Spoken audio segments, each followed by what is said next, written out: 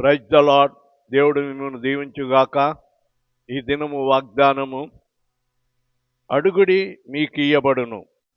మత్తయి సువార్త 7వ అధ్యాయము 7వ వచనము. నువ్వు దేవుణ్ణి ఏమి అడిగినా ఆయన ఇవ్వటానికి సిద్ధముగా ఉన్నాడు. నన్ను అడుగుము, నీకు స్వాస్థ్యముగా, జన్మలను స్వాస్థ్యముగా చేస్తానంటున్నాడు.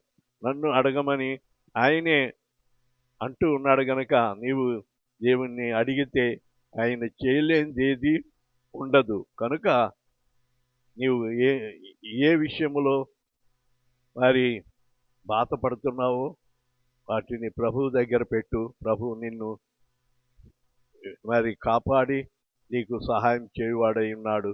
దేవుడి వాగ్దానముని వెనుకడలా ఆశీర్వదించుగాక. ఆమేన్.